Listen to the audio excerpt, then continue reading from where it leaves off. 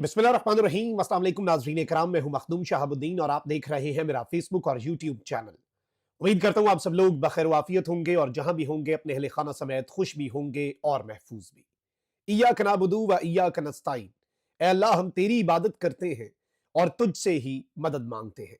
आज 27 मार्च 2025 जुमेरात का दिन है और नाज़रीन इकराम, एक जानिब तो इमरान खान साहब की रिहाई के हवाले से पाकिस्तान तहरीक इंसाफ की मौजूदा लीडरशिप पर इस वक्त बहुत से सवालात आकर खड़े हो चुके हैं। और क्या ईद के बाद इमरान खान साहब का जो मंसूबा है, इमरान खान साहब का जो प्लान है और जो पॉलिटिकल स्ट्रैटेजी है, सियासी हिकमत अमली है, क्या मौजूदा लीडरशिप उसे अमली जामा पहनाएगी?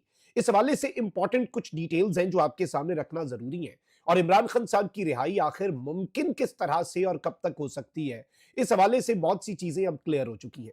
साथ ही साथ एस्टैब्लिशमेंट में इस वक्त इमरान खान साहब पर क्या सोच विचार चल रहा है। अवार्ड याफ्ता, एक हालिया अवार्ड याफ्ता साफी जो कि एस्टैब्लिशमेंट के बहुत करीब है, उन्होंने एस्टैब्लिशमेंट की सोच जो है वो इस वक्त बताई है, जिससे हमारे सामने चीजें और ज्यादा क्लियर हो जाती हैं और हमारे सामने मामलात जो है वो मजीद वाजे हो जाते हैं। इसके साथ ही साथ बिलावल भुट्टो जो है, उन्होंने इस हुकूमत के ऊपर कुछ बिजलियां गिराई हैं। ये बड़ा इंटरेस्टिंग मामला है और ये माजरा जो है ये आखिर है क्या और हुकूमत इतनी इनसिक्योर क्यों है, ये सारी डिटेल्स एक एक करके आपके सामने रखनी है। सबसे पहले नाज़रीन इकराम, इस चीज को आप समझ लें कि पीपल्स पार्टी जो है ना, वो बड़ा अपनी तरफ से बेहतर खेलने की कोशिश कर रही है। यानी बिलावल भुट्टो साहब ने अगले दिन एक स्टेटमेंट दी ना कि हम ना हुकूमत में है ना ऑपोजिशन में, तमाम तर ओहदे अपने पास, गवर्नरशिप्स अपने पास, सदारत आपके पास, चेयरमैनशिप जो है सेनेट की वो आपके पास, लेकिन आप कहते ये हैं कि जी हम हुकूमत में नहीं है। मान लिया आप हुकूमत में नहीं है, लेकिन इसके साथ ही साथ किनाल्स का मामला हो, उसके ऊपर ये गवर्नमेंट को टफ टाइम दे के थोड़ा सा, जिसे आप कहते हैं ना कि हुकूमत के नट बोल्ट जो है वो कसने की कोशिश करते हैं। फिर जो बिलावल भुट्टो साहब ने रिसेंट एक बात की है ना, उसकी वजह से नून लीग एक मरतबा फिर से डरी है, क्योंकि इन्हें ये लगता है कि किसी भी लम्हे अगर एस्टैब्लिशमेंट ने ये समझा कि कश्ती पर बोझ बन चुकी है नून लीग की हुकूमत, तो पीटीआई के साथ तो मामलात इमरान खान साहब तो सेटलमेंट करेंगे नहीं।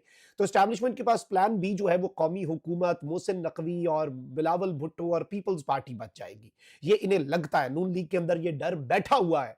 और अब जब बिलावल भुट्टो ने ये बात की है कि जी मैं सालसी करवाने के लिए तैयार हूं हुकूमत और पीटीआई के दरमियान, इससे भी अब गवर्नमेंट जो है उसके हलकों के अंदर कुछ परेशानी बढ़ गई है। वो कह रहे हैं कि बिलावल कौन होता है सालसी कराने वाला, और वो कह रहा है ना मैं हुकूमत में ना मैं ऑपोजिशन में, और कौमी सलामती की पार्लिमानी कमेटी जो है जिसमें आर्मी चीफ आए, उसका इजलास दोबारा बुलवाया जाए और मैं पीटीआई को कन्विंस करूंगा कि पाकिस्तान तहरीक इंसाफ और वो तमाम तर सियासी जमातें जिन्होंने उसका बाइकआउट किया वो उसमें आए। अब इससे नून लीग जो है, ऑल्दो वो ये कह रही है कि बड़ी अच्छी बात है जी, आप उन्हें मनाएं, हम दोबारा बुला लेंगे इजलास, मिलिट्री लीडरशिप भी दोबारा आ जाएगी, वो आके दोबारा ब्रीफिंग भी दे देंगे। लेकिन इससे जो चीज समझ आ रही है इन द लॉन्गर रन, जो बिलावल की स्टेटमेंट से नून लीग के हलकों के अंदर, नून लीग के कुछ टॉप लीडरशिप के अंदर तशवीश आई है, वो ये कि बिलावल इस वक्त इस तरह के लीडिंग रोल में आने की कोशिश कर रहे हैं ऑन बिहाफ ऑफ दी गालिबन एस्टैब्लिशमेंट जो है, और के नून लीग और पीटीआई के दरमियान मफाहमत हो जाए और एक नेशनल कंसेंसस दहशतगर्दी के खिलाफ हो जाए। ये सारी चीजें जो है ना, ये इन्हें अंदर से डराती हैं और ये सारी की सारी चीजें जो है ये इन्हें अंदर से ऑब्वियसली हॉन्ट कर, क्योंकि इन्हें पता है कि ये अलायंस जो है ये एक अननेचुरल सा अलायंस है एस्टैब्लिशमेंट और नून लीग के दरमियान जो चीजें हैं, और ये अभी तक सिर्फ और सिर्फ इसलिए टिके हुए थे, अभी अभी तक ये सिर्फ और सिर्फ इसलिए मामलात इनके ठीक चल रहे थे कि जी नून लीग जो है वो ये समझ रही थी कि जी एस्टैब्लिशमेंट और पीटीआई का फड्डा है और उसके हम बेनिफिशरी हैं। लेकिन अब बीच में ये जो बिलावल भुट्टो आके अब लीडिंग रोल और इस तरह से मफाहमत और ये सारी चीजें, ये अब नून लीग के अंदर परेशानी एक मरतबा फिर से बढ़ गई है।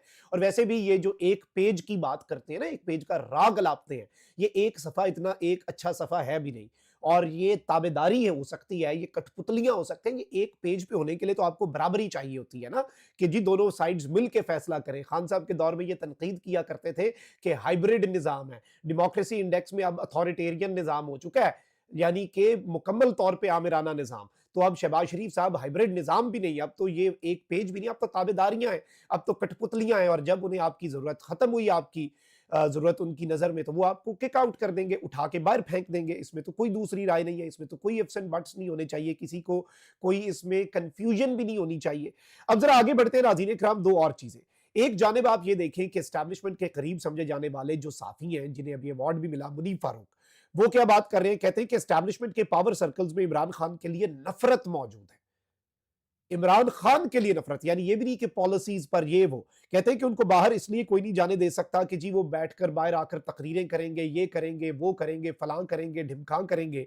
लेकिन इस सारी की सारी सिचुएशन के अंदर मैं आपको ये बताऊं कि ये जो इन्होंने एक जुमला बोला है ना कि एस्टैब्लिशमेंट के पावर सर्कल्स के अंदर इमरान खान के लिए नफरत मौजूद है, ये बड़ी अलार्मिंग चीज है।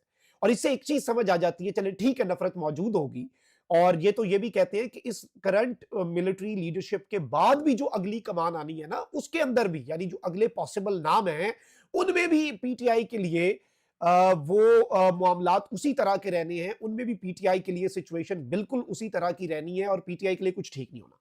इसका मतलब क्या है?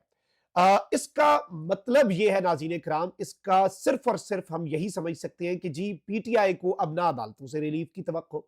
एस्टैब्लिशमेंट वाले अपनी पोजीशन वाजे कर रहे हैं कि भाई नफरत है इमरान खान के लिए, मतलब ये होना नहीं चाहिए, बट आई थिंक कि this is something very alarming. ये चीज बड़ी खतरनाक किस्म की चीज है। अब यहां पर जो अहम तरीन नुक्ता है वो नाज़रीन इकराम ये है कि पाकिस्तान तहरीक इंसाफ के पास ऑप्शन क्या है। इमरान खान साहब ने परसों जो जेल से बात की, इमरान खान साहब ने परसों जो एक स्टेटमेंट जारी की, इमरान खान साहब ने ये कह दिया कि जी मैं ईद के बाद सड़कें जो हैं वो गरम हम कर देंगे और हर तरफ एहतजाज ही एहतजाज होगा। तो उनके ट्विटर हैंडल से जो कल स्टेटमेंट जारी हुई उसमें वो खबर, उसमें वो हिस्सा एहतजाज का माइनस क्यों था? अब आप देखें शेख वकास साहब जो है वो आके स्टेटमेंट दे देते हैं कि बानी पीटीआई इंशाल्लाह इसी साल जेल से बाहर निकलेंगे, ये साल खत्म होगा फिर कहेंगे अगले साल जेल से बाहर निकलेंगे, फिर अगले साल इसी तरह डेट देते रहेंगे या फिर ये कहते रहेंगे कि बड़ी ईद से पहले। मतलब अवाम को आपने क्या समझा हुआ है? अगस्त में खान साहब को 2 साल हो जाने हैं जेल के अंदर, ठीक है? और ये सारी की सारी चीजें बड़ी खतरनाक है, इस मुल्क के लिए बहुत खतरनाक है और पाकिस्तान तहरीक इंसाफ की बाहर दस्तयाब लीडरशिप, क्योंकि देखिए एक ही मुलाकात के ऊपर फैमिली नहीं मिली, खान साहब की बातें सेंसर होना शुरू हो गई। भाई कहां है वो हिस्सा इमरान खान साहब की गुफ्तगू का जिसमें उन्होंने कहा कि सड़कें गर्म होंगी, हर तरफ जिधर देखोगे एहतजाज ही एहतजाज नजर आएगा। ये सारी की सारी बातें जो इमरान खान साहब ने की ये हजफ कर दी गई। लेकिन इसका मतलब ये कतन नहीं है, ये इस तरह की स्टेटमेंट्स देके आपको लगता है कि जी इमरान खान इंशाल्लाह इसी साल वापस बाहर आ जाएंगे, हम अडियाला, ये तो अली अमीन गंडापुर साहब पिछले 2 साल से कर रहे हैं। मतलब इस तरह की स्टेटमेंट्स तो गंडापुर साहब की जब से वो वजीर आला बने साल से तो हम बहुत ज्यादा सुन रहे हैं, हम ये कर देंगे, वो कर देंगे, अगला पड़ाव ये इस्लामाबाद में जाकर फलाना ढिमकाना, इस तरह की बड़कें जो हैं वो ये कौम भी और इमरान खान के चाहने वाले भी सुन चुके हैं। इनका फायदा कोई नहीं है, इनकी कोई जस्टिफिकेशन नहीं है। मतलब हमें कुछ नजर भी तो आ रहा हो ना, आपको प्रेशर बिल्ड करना पड़ेगा। इस्लामाबाद हाई कोर्ट से जो वाहिद इंसाफ की उम्मीद थी वो जस्टिस सरफराज डोगर के आने के बाद उम्मीद की शमें बुझ चुकी हैं, वो अब रोशन नहीं रही। You have to understand this point, और ये बात जो है ये पाकिस्तान तहरीक इंसाफ की करंट लीडरशिप को समझनी पड़ेगी। इसके अलावा और गुजारा इनका नहीं है। और ये चीज अच्छी खासी खतरनाक है क्योंकि इमरान खान साहब जो है वो जेल में कितना अरसा, मतलब आप तो इस चीज के साथ यूं लग रहा है, कौम नहीं पीटीआई की बाहर दस्तयाब लीडरशिप यूं लग रहा है कि उन्होंने बना लिया बस ठीक है ऐसे ही चलेगा, इमरान खान साहब जेल में ही रहेंगे, ये होगा वो होगा। ऐसे चलेगा नहीं, अवाम ऐसे चलने देगी भी नहीं। और इस सब के अंदर पाकिस्तान तहरीक इंसाफ के अंदर बिलाशुबा आलिया हमजा, जुनेद अकबर, ये जो 2 कप्तान ने अपने फील्डिंग तब्दील करके खिलाड़ी ऐसी पोजीशन पे लगाए हैं जो इस गवर्नमेंट को टफ टाइम दे सकते हैं, इन्होंने करना है।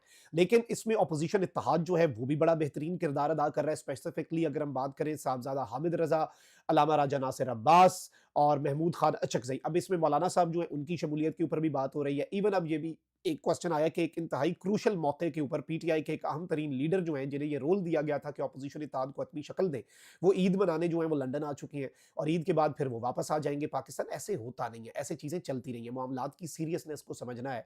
और यूं लग रहा है कि इन्होंने बहुत ही नॉन सीरियस लिया हुआ है इमरान खान साहब की रिहाई को। ऑल्दो कौम जो है ये चीज ये इन्हें भूल जाते हैं कि पीटीआई की मौजूदा लीडरशिप कुछ भी नहीं है, इनकी वक़्त, इनकी हैसियत कुछ नहीं है। अवाम का जो ताल्लुक है, अवाम का जो रिश्ता है मोहब्बत का, अकीदत का, इज्जत का, वो डायरेक्ट इमरान खान के साथ है। पाकिस्तान तहरीक इंसाफ इमरान खान है और इमरान खान पाकिस्तान तहरीक इंसाफ है। उसके अलावा इस कौम की ना कोई रेड लाइन है, उसके अलावा ना ये कौम कुछ और सुनती है। और आपको काम करना पड़ेगा इमरान खान साहब की रिहाई के लिए और सीरियस होकर फुल फ्लेज सर नीचे दे के काम करना पड़ेगा, वरना चीजें ऐसे नहीं चलेंगी। और इस तरह की स्टेटमेंट्स जो आप दे देते हैं कि जी इस साल रिहा हो जाएंगे फलाने दिन, इसका फायदा कोई नहीं है। या तो आप फिर हमें ऐसा एक्शन हम सड़कों पे देखें या फिर आपकी पॉलिटिक्स जो है वो ऐसी जारहाना मिजाज हो। एस्टैब्लिशमेंट ने अपना माइंड वाज़ेह कर दिया कि भई हमारे अंदर नफ़रत मौजूद है। अदालतें जो हैं वो इस वक़्त मैनेज हो चुकी हैं। कहाँ से रिहा कराना है? मतलब आपको फिर पब्लिक प्रेशर के अलावा, स्ट्रीट पावर के अलावा तो फिर कोई ऑप्शन पीछे बच नहीं रहा ना। पीसफुल प्रोटेस्ट जो होता है वो करना पड़ेगा। ज़ाहिर बात है और वो कॉन्स्टिट्यूशन के अंदर राइट भी है। अपना बहुत ख्याल रखिए। अल्लाह निगहबान। पाक ज़िंदाबाद।